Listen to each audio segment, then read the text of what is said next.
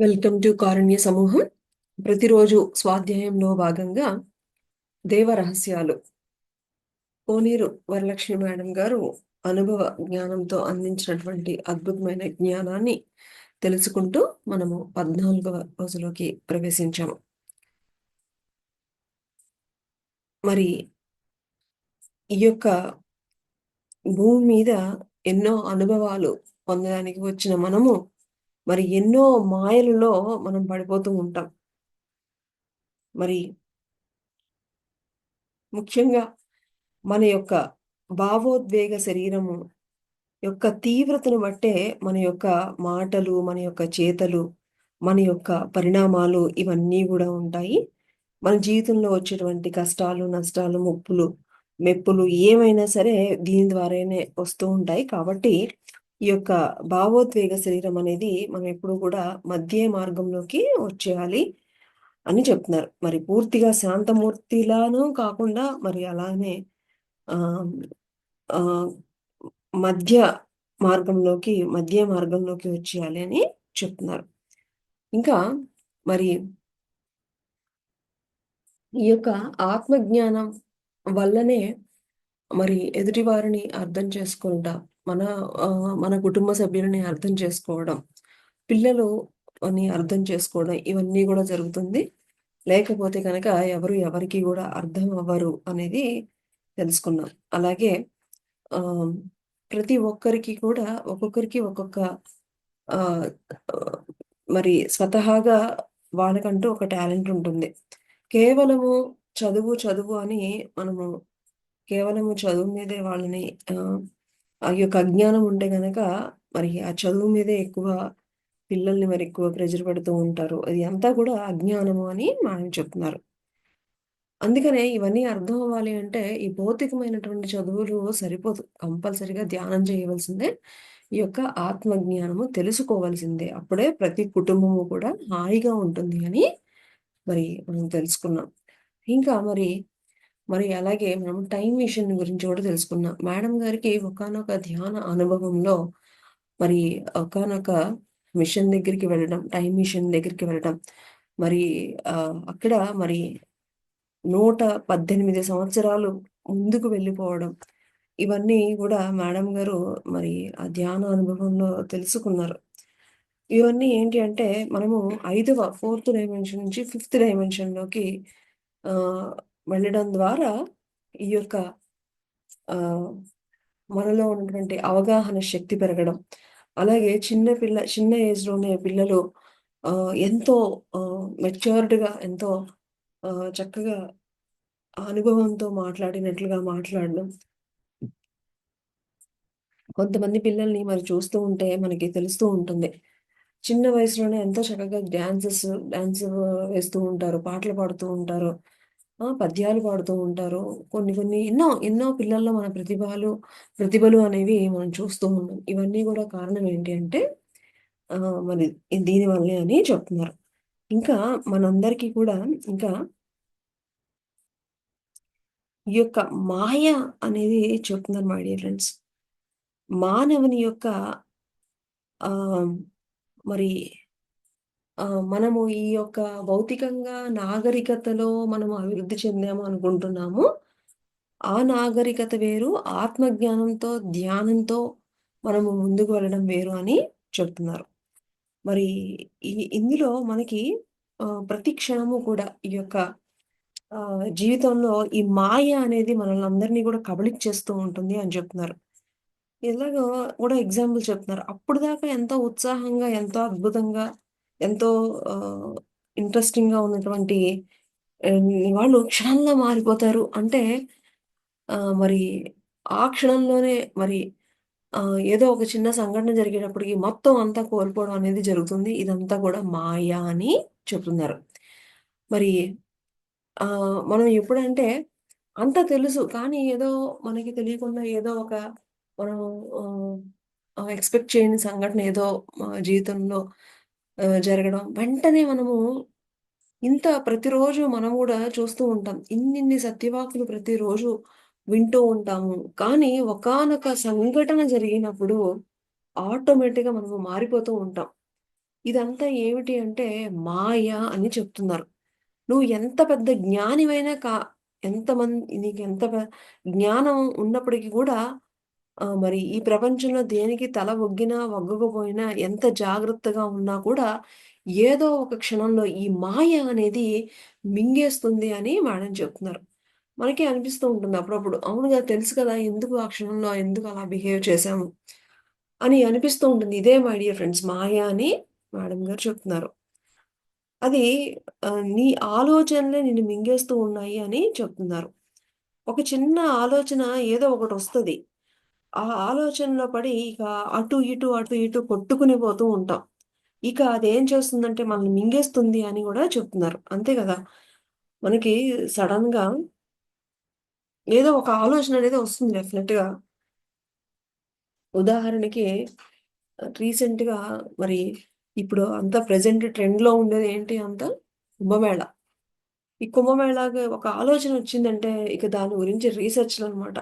ఎలా వెళ్ళాలి? ఆ! ఎవరెవరితో ఎళ్ళాలి? అక్కడికెళ్తే ఏంటి? అది వచ్చింది ఒక చిన్న ఆలోచనే. కానీ, అది మనకి తెలియకుండా మరి ఆహ్, ఎటేటో తీసుకెళ్ళిపోతూ ఉంటుందనమాట. మనల్ని మింగేస్తుంది అని చెప్తున్నారు. అసలు ఆలోచనలతో మీరు ఎంత శక్తిని పోగొట్టుకుంటున్నారో అని కూడా ఇక్కడ మేడం చెప్తున్నారు. ఇక్కడ మేడం ఏం చెప్తున్నారంటే ఆలోచనలు లేకుండా ఏమి ఉండదు. ఆలోచనలు రావడం అనేది సహజం.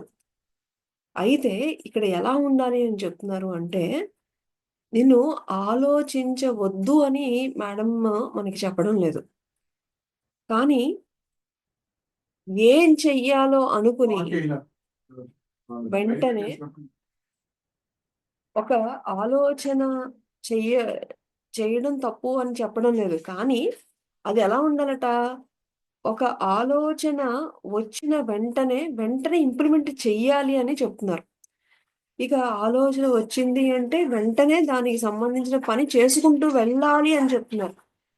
ఇక అంతేగాని ఒక ఆలోచన చేసి దాని గురించి మళ్ళా ఇంకొక ఆలోచన చేసి దాని గురించి అసలు, అసలు అలాగా ఆలోచించడం కాదు. ఒక ఆలోచన వచ్చింది అంటే గనక వెంటనే చేసే విధంగా మనం ఉండాలి అని చెప్తున్నారు. అంతే కదా! జనరల్‌గా ఇది మనం ప్రతి ఒక్కరిలో గూడా గమనిస్తూ ఉంటాం.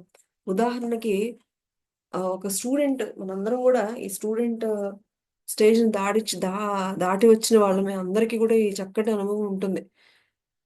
మనకి ఎప్పుడన్నా అంటే మంచిగా చదవాలి అని అనిపించినప్పుడు ఏవేవో టైమ్ టేబుల్స్ ఏసేస్తాము. ఏవేంటో ఆహ్, ఈ ఈరోజు నేను ఈ సిలబస్ చేసేయాలి అని అనుకుంటాము. ఏవేవో ప్లాన్స్ ఏసేస్తాము. అలా ఏస్తాము కానీ అక్కడ ఇంప్లిమెంటేషన్ అనేది అవ్వదు. అదే చెప్తున్నాననమాట. మనం ఆలోచన రాకుండా ఉండదు. వచ్చిన వెంటనే చెయ్యడం ప్రారంభించాలి అని చెప్తున్నారు. ఇప్పుడు అదే కాకుండా ఇది ఒక స్టూడెంట్ లెవెల్‌లో. అలాగే ఒక బిజినెస్ మ్యాన్ దాంట్లో గూడా వాళ్ళ వ్యాపారంలో గూడా ఒకటొచ్చిందంటే ఫస్ట్ వెంటనే చేసుకుంటూ వెళ్ళాలి. చెయ్యకుండా అలాగా ఆలోచన వస్తూ ఉండడం అది సరికాదు. అదే మాయ అని గూడా చెప్తుందనమాట. హ్మ్. ఇక అసలు మన ఆలోచనలు ఎక్కడెక్కడ తిరుగుతాయంటే, అసలు ఈ ప్రపంచాన్ని, ఈ భూమండలమే దాటి వెళ్ళిపోతాయట. అంత వేగంగా ప్రయాణిస్తాయట. ఒక చిన్న విషయాన్ని ఎంత ఎక్కువగా ఆలోచిస్తామంటే, మరి ఆ నిశ్శబ్దంలో నీలో ఉండే శక్తి ఏ రకంగా ఆలోచన రూపంలో బయటికి పోతుందో మనకి తెలీదు అని చెప్తున్నారు. చూడండి మనము ఇప్పుడు ఆహ్, కుంభమేళావి వీడియోస్ చూస్తుంటే ఒక్కొక్కళ్ళు అసలు ఆహ్, ఏమి రిజర్వేషను ఏమీ లేకుండానే అలాగా వెళ్ళి అలాగా వెళ్ళిపోయి అంటే వాళ్ళ ధైర్యం అనమాట. ఏమీ లేకుండా అలాగా రిజర్వేషన్ లేకుండా నేను మొన్న రీసెంట్‌గా ఒక వీడియో చూసాను. జస్ట్ వాళ్ళకి వచ్చింది ఇద్దరు ఫ్రెండ్స్ చక్కగా ఆహ్, ట్రై చేశారు. తత్కాలు దొరకలేదు. ఇంకెలాగైనా వెళ్ళాలి అనుకున్నారు. ఇంకంతే. రిజర్వేషన్ లేదు, ఏమీ లేదు. ఆ జనరల్ కంపార్ట్‌మెంట్ అలాగే వెళ్ళిపోయారు. అలాగే దిగారు. అక్కడి నుంచి 12 కిలోమీటర్లు నడిచారట. 12 కిలోమీటర్లు నడిచారు. అక్కడి నుంచి మళ్ళీ అక్కడ పడుకోవడానికి ఏమీ లేదు. రోడ్డు పక్కన చెట్ల కింద పడుకున్నారు. అంటే చూడండి వాళ్ళు వెళ్ళాలి అనుకున్నారు, వెళ్ళిపోయారు. ఇంకంతే. దాని తర్వాత అక్కడ ఎలా ఉంటుంది? ఏముంటుంది? చెట్ల కింద ఇవేమి ఆలోచించలా. అంటే ఇంకా ఒక వచ్చింది వాళ్ళింక చేసుకుంటా వెళ్ళిపోయారనమాట. మరి అలాగా మనము ఏదైనా వస్తే చేసుకుంటూ వెళ్ళిపోవాలి అని చెప్తున్నారనమాట. ఆ! కానీ మనమేంటంటే అక్కడక్కడ తిరుగుతూ ఉంటాము. అవి ఎక్కడి వరకెళ్తాయట, ఎక్కడెక్కడో వెళ్ళిపోతాయట. ఒక చిన్న విషయాన్ని ఏదో పెద్దగా ఎక్కువగా ఆలోచించేస్తాము అని మేడం చెప్తున్నారు. ఈ యొక్క ఆలోచనల మూలాన ఇన్ని ఆలోచనలు చేయడం మూలాన మనకేమవుతుందంటే మనలో ఉన్న సగం శక్తి వెళ్ళిపోతుంది అని చెప్తున్నారు. ఇది ఎప్పుడైతే మనము మౌనంగా ఉన్నప్పుడు ఇవన్నీ అర్థమవుతూ ఉంటాయి మై డియర్ ఫ్రెండ్స్. అసలు ఈ మౌనంగా ఎప్పుడు ఆలోచిస్తూ ఉంటే, అసలు ఆలోచిస్తున్నాము, ఇంత టైం ఇంత వేస్ట్ అయిపోతుంది. ఇలాగ మనకేమి ఇంత అవేర్‌నెస్ అనేది రాదు. మీరు హ్మ్. కంపల్సరీగా మౌనంలో ఉన్నప్పుడు ఇవంతా గూడా ఎరుకు పెరుగుతూ ఉంటది. అందుకని మహానుభావులందరూ కూడా మౌనంగా ఉండమని చెప్పడానికి కూడా కారణం అదే. మరి మనలో ఉన్నటువంటి ఆ శక్తంతా వెళ్ళిపోవడానికి గల కారణం ఏంటి అంటే, ఈ యొక్క ఆలోచనలే అని చెప్తున్నారు. దీనికి నేనొక పుస్తకంలో అంటే ఒక ఎగ్జాంపుల్ గూడా ఉంది. ఏంటి అంటే మనకి ప్రతిరోజు ఉదయం లేస్తాము, ఎంతో కష్టపడతాము, మళ్ళా వస్తాము, మళ్ళా భోజనం చేస్తాము. సో, పని చేస్తూ ఉంటాము, తింటూ ఉంటాము, అరిగిపోతూ ఉంటుంది, మళ్ళా తింటూ ఉంటాము, కష్టపడుతూ ఉంటాము అని ఉంది. కానీ ఒకానొక కోటీశ్వరుడికి మరి తనేమి కష్టపడ్డు. అసలు తనకి రోజు మరి మంచం మీద కాలు పెట్టి కాలు తీసేటువంటి ఇది గూడా లేదు. అంత చక్కగా తన చుట్టూతా అంతమంది పనున్నారు. ఎలా అంటే అలా చేసేవాళ్ళున్నారు. మరి తనేమి చేయట్లేదు. కేవలం కూర్చున్నాడు. అయినా సరే తనకి టైం అవ్వగానే ఏమవుతుంది? ఆకలి వేస్తుందా? వేయడం లేదా? ఆయన ఏం పని చేయకపోయినా గూడా ఆకలేస్తుంది. మరి ఏమవుతుంది ఆ తిన్నదంతా అంటే, ఈ యొక్క పని చెయ్యక్కర్లేదు. మనం ఫిజికల్‌గానే కాదు, మనం మెంటల్‌గా గూడా ఒక ఆలోచన వచ్చింది అంటే గనక దానికి ఎంతో శక్తి పోతుంది అని మరి అందుకనే మనకి ఏమి చేసినా చేయకపోయినా గూడా ఆ శక్తి అలాగ మన ఆలోచన ద్వారా గూడా చాలా పోతుండడం వలనే మరి మనకి ఏమి చేసినా చేయకపోయినా గూడా ఆకలి మాత్రం టైంకి వేసేస్తూ ఉంటుంది కదా! అలాగా మేడం చెప్తున్నారు. మీరు ఒక ఆలోచన వచ్చిందంటే వెంటనే చెయ్యాలి. అంతేగాని ఇంకా అలా ఆలోచిస్తూ కూర్చుంటే ఏమవుతుందట? మన శక్తి అంతా గూడా ఇంకా అలా తగ్గిపోతూనే ఉంటుంది అని చెప్తున్నారు. మరి ఈ యొక్క ఈ మాయ ఏం చేస్తుందంటే మరి హ్మ్. ఇంకా ఏం చెప్తున్నారంటే, మనమందరం గూడా జనరల్‌గా నా నా హృదయాన్ని తెలుసుకునే వాళ్ళు కావాలి అని, వాళ్ళు ఎలా వస్తారు, నాకలాంటి వాళ్ళే కావాలని అనుకుంటూ ఉంటాము. కానీ ఆహ్, మనము ఫస్టు ఆ హృదయపూర్వకంగా ఉంటేనే గదా! ఎదుటి వాళ్ళు మరలా ఆ హృదయపూర్వకంగా వచ్చేవాళ్ళు నీతో కనెక్ట్ అవుతారు అని మేడం చెప్తున్నారు. ఇది, ఇది ఈవెన్ 'సీక్రెట్' అనే పుస్తకంలో గూడా ఎంతో చక్కగా చెప్పబడింది. మరి ఎన్నో పుస్తకాల్లో 'సీక్రెట్' అనే గాదు. ఇంకా చాలా పుస్తకాల్లో మనము ఆ విధంగా మనకేదైతే కావాలో మనకి డబ్బులు కావాలి అంటే ఫస్ట్ మనకున్నది ఇవ్వడం నేర్చుకోవాలి. సో, అప్పుడు మనము దానికి కనెక్ట్ అవుతూ ఉంటామనమాట. మనం ఏదైతే పొందాలి అని అనుకుంటున్నామో దాన్ని మనం ఇవ్వడం దెలుసుకోవాలి. సో, అలాగే అయినప్పుడే మనకి దానికి విధంగా మరి అలాంటి మైండ్ సెట్‌తో మనకి కనెక్ట్ అవ్వడం అనేది గూడా జరుగుతుంది అని చెప్తున్నారు. ఇక్కడ మనకి జనరల్‌గా ప్రతిరోజు గూడా ఉదయం ఈ యొక్క మనందరం గూడా ఈ కృత్రిమంలోనే జీవిచ్చేస్తున్నామంటున్నారు. రోజు ఉదయాన్నే లేవడము, తినడము, ఆ! ఏదో పని జేసుకోవడము, మళ్ళా పడుకోవడము, ఇలాగే మన యొక్క జీవితం అంతా గూడా ఇలాగే అయిపోతుంది. కానీ ఈ యొక్క ఆధ్యాత్మికత మనం ఏమీ చేయలేకపోతున్నాము అని మేడం చెప్తున్నారు. మరి ఆహ్, ఇలాగే జీవితం అంతా గూడా గడిచిపోతూ ఉంటుంది. మరి మరి ఎప్పుడైతే మనము మితాహారం విలువ తెలుసుకుంటే గనక మనము గమనించుకుంటూ ఉండాలి ఇవన్నీ గూడా అని చెప్తున్నారు. ఉదాహరణకి ఒక 40 రోజులు మీరు చక్కగా కడుపు నిండా తినండి. తిని ధ్యానం చేయండి. అప్పుడెలా ఉందో చూడండి. ఒక 40 రోజులు మీరు కొద్దిగా తింటూ ఆకలి అనిపించినప్పుడు కొంచెం తీసుకుంటూ ధ్యానం చేసుకుంటూ ఉండండి. అప్పుడు మీకు ఎలా ఉంటుంది? పూర్తిగా తిని ధ్యానం చేస్తే ఎలా ఉంది? ఆకలేసినప్పుడు కొంచెం కొంచెం తింటూ ధ్యానం చేస్తే ఎలా ఉంది? అని మీరు గమనించుకుంటూ ఉంటే మీకే ఆ తేడా అనేది మీకు తెలిసిపోతుంది అని చెప్తున్నారు. ఈ యొక్క మనం అందరం గూడా ఎవ్వరిని ఎవరం గమనించుకోవట్లేదు. అసలు మనల్ని మనం గమనించుకోవడం అనేది అసలెక్కడ లేదు అని చెప్తున్నారు. మరి ఇలాగే మన యొక్క జీవితం యొక్క టైం అంతా గూడా మనకి ఈ విధంగానే అయిపోతుంది. మరి ప్రతి ప్రతి చోట కూడా ఏ రంగంలో ఉన్నా కూడా మనం ఒకళ్ళతో ఒకళ్ళని పోటీతత్వంతో ఆహ్, ఓ ఓటమని, గెలుపని ఇలాగే జీవితం అంతా కూడా ఇలాగే జరిగిపోతుంది. మరి కానీ అసలు తన కోసం మన గురించి మనం చెక్ చేసుకుంటూ మనం అసలు ఏం జరుగుతుంది? ఎలా ఆలోచిస్తున్నాము? అని మనల్ని మనం చెక్ చేసుకోవడానికి మనం అసలు టైమే ఇవ్వట్లేదు అని చెప్తున్నారు. ఇది 100% కరెక్ట్ మై డియర్ ఫ్రెండ్స్. మనందరికీ తెలుసు ప్రతిరోజు కూడా ఒక డైరీ రాసుకొని మరి దానివల్ల ఎన్నో బెనిఫిట్స్ ఉన్నాయని ఎంతమంది మహానుభావులు చెప్పారు. మరి ఎంతమంది దాన్ని మనం సిన్సియర్‌గా మరి ఇంప్లిమెంట్ చేస్తున్నాం. ఇవన్నీ తెలుసు. కానీ మనము ఈ యొక్క పోటీ తత్వంలో అలాగ కొట్టుకుపోతున్నాము. మరి కేవలము మరి జీవితం అంటే ఇంతేనా? రోజు తినడము, వండుకోవడము, పడుకోవడము ఇదేనా? అని మేడం మనల్ని అడుగుతున్నారు. మరి ఆహ్, మరి జీవితం అంటే ఈ యొక్క జ్ఞానం లేదు అంటే గనక ఇలాగే అయిపోతుంది. ఆహ్, కాబట్టి మనము మన జీవితాలు కూడా ఒక పెద్ద సర్కస్సే అని చెప్తున్నారు మేడం. ఏ విధంగా అయితే మరి ఒక సర్కస్‌లో మరి ఎలాగైతే టైంకి వచ్చి ఎలాగైతే ప్రదర్శనలో జరిగి ఆ యొక్క ఆ జంతువులన్నీ వచ్చి చూపించి మళ్ళా ఎలాగైతే మళ్ళా టైం అయిపోతుంది మళ్ళా వస్తాయి. అలాగా మన యొక్క జీవితం గూడా ఒక సర్కస్ లాంటిదే అని చెప్తున్నారు. ఇది ఒక పెద్ద సర్కస్ అని చెప్తున్నారు. మామూలు సర్కస్ కాదు. మన జీవితం గూడా ఒక పెద్ద సర్కస్సు ఆహ్, అని మేడం చెప్తున్నారు. మనం ఈ యొక్క సర్కస్‌లోనే కొట్టుకుపోతూ ఉన్న మన జీవితం అంతా కూడా ఇలాగే అయిపోతుంది అని ఆహ్, మనందరికీ కూడా మరి ధ్యానం లేకపోతే ఎంతసేపు నాది నా అని ఉంటాము. కరుణ అనేది ఎక్కడుంది? ధ్యానం చేస్తేనే మనలో ఇవన్నీ గూడా పెరుగుతాయి అని చెప్తున్నారు. కాబట్టి ఇంకా నిద్రపోతున్న వాళ్ళు ఇంకా ఎవరైనా ఇంకా నాకు ధ్యానం చేయడానికి టైం లేదు అనుకునే వాళ్ళు ఎవరన్నా ఇంకా ఉంటే గనక మేలుకోండి అని చెప్తున్నారు. దీనికి ఒక ఎగ్జాంపుల్ కూడా చెప్తున్నారు. ఏమిటి అంటే ఒకరోజట కర్ణుడు బంగారపు గిన్నెలో ఉన్న నూనెని రాసుకుంటూ ఉన్నాడట. మరి అప్పుడు అక్కడికి శ్రీకృష్ణుల వారు వచ్చారట.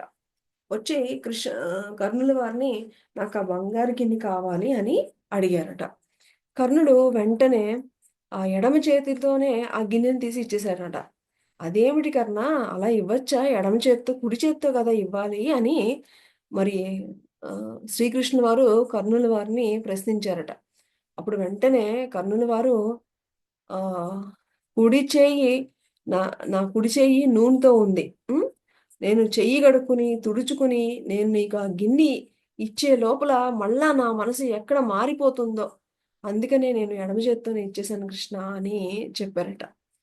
అంటే మన మనస్సు అనుకున్నది వెంటనే చెయ్యకపోతే ఈ క్షణంలోనే ఏ విధంగా మారిపోతుంది అని ఇక్కడ మనకి ఎగ్జాంపుల్ కింద చెప్పడం జరిగింది. కాబట్టి ఈ యొక్క మనసు ఎప్పుడూ కూడా ఈ మాయలో పడిపోతూ ఉంటుంది. ఈ యొక్క భ్రాంతిలో పడిపోతూ ఉంటుంది. కాబట్టి ఆ మాయలో పడకముందే మరి మేలుకోండి. ఈ యొక్క కృత్రిమత్వం నుంచి బయటపడండి అని చెప్తున్నారు మేడం. మరి మనందరం గూడా ఫిఫ్త్ డైమెన్షన్‌లోకెళ్ళిపోయాము. మరి 118 సంవత్సరాలు ముందు మనం ఉన్నాము. ఆ! మరి ఇంత ముందుండి కూడా మనం ఇంకా పాత రకపు ఆలోచనలతోనే మన జీవితం జీవిస్తే ఎలాగా?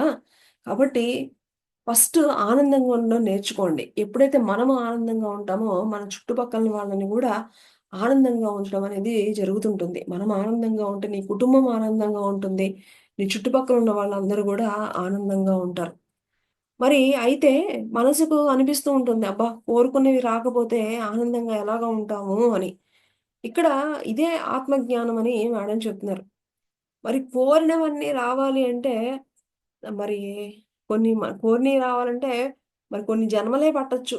ఎందుకంటే ప్రతిదానికి అది పొందాలి అంటే దానికి ఒక అర్హత అనేది గూడా ఉండాలి. సో నువ్వు కోరినవన్నీ వచ్చేదాకా నేను ఆనందంగా ఉండను కాదు, ఉన్న దానితో ముందు తృప్తి పడడం నేర్చుకోవాలి అని చెప్తున్నారు. మీకు ఏది ఉంటే అదే వేసుకొని తినండి. కళ్ళ ముందు మరి ఇంట్లో ఏముంటే అవి చక్కగా వాటిని ఉన్న వాటితో ఫస్ట్ తృప్తిగా బతకడం నేర్చుకోండి అని చెప్తున్నారు. మరి ఎప్పుడైతే హృదయపూర్వకంగా ఉన్నప్పుడు, ఆ తృప్తిలో, ఆ సంతోషంలో నీకు దొరికిన దాంట్లో నువ్వు ఉంటే ఆనందం నీకు సత్యం గూడా అప్పుడు తెలుస్తుంది అని చెప్తున్నారు. మరి అందుకనే ఎంతోమంది గొప్ప గొప్ప మాస్టర్స్ ఎప్పుడూ ఏమంటున్నారు? ఆనందంగా ఉండండి, ఆనందంగా ఉండండి అని చెప్తూ ఉన్నారు. మరి అందుకే కారణం అన్నమాట. మనకి ఇది ఎలా వస్తుంది అంటే, ఈ యొక్క జ్ఞానమే మై డియర్ ఫ్రెండ్స్. ఎప్పుడైతే మనం ఇలాంటి పుస్తకాలు చదువుతామో, చక్కటి సద్దిన సాంగత్యం చేస్తామో, మరి ఆటోమేటిక్‌గా మనమే అది కింద తయారైపోతూ ఉంటాం. అందుకనే సజ్జన సాంగత్యం చాలా చాలా ఇంపార్టెంట్ అని, మన సజ్జన సాంగత్యం అనేది మనల్ని ఒక లెవెల్‌కి తీసుకువెళ్తుంది అని చెప్తున్నారు. అలాగా ఒక రోజుట మేడం గారు 2007లో తిరువన్నామలై ధ్యాన మహాయజ్ఞమట. 7 రోజులు అద్భుతంగా జరుగుతుందట. ఒకరోజు మేడం ధ్యానంలో మరి కూర్చున్నప్పుడు కింద నుంచి ఆకాశం పైదాకా ఒక పెద్ద స్తంభం కనిపించిందట. ఆ స్తంభం చుట్టూ మెట్లున్నాయి. ఆ మెట్ల మీద ముసలివాళ్ళు, పిల్లలు, యువతీ యువకులు అందరూ కనిపించారట.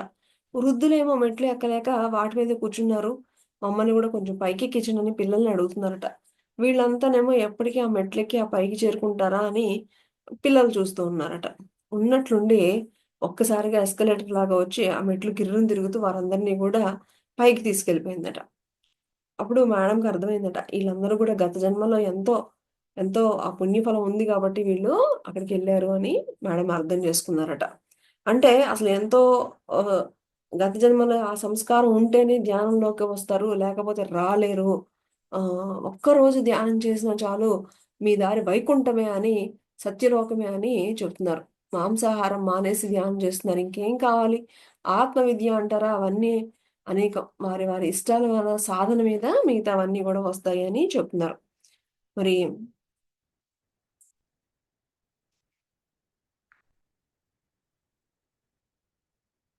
సో, ఫైనల్‌గా మేడము మరి ఇంత తెలిసిన తర్వాత, ఇంకా మీరు ధ్యానానికి ఇంకా టైంని కేటాయించలేకపోతున్నారు అంటే గనక, అంతకంటే మూర్ఖత్వము, అంతకంటే అజ్ఞానం మరొకటి ఉండదు అని మనల్నందరినీ గూడా మనం ఈ సాధనకి సమయాన్ని పెంచమని మనందరినీ గూడా మేడము చెప్తున్నారు.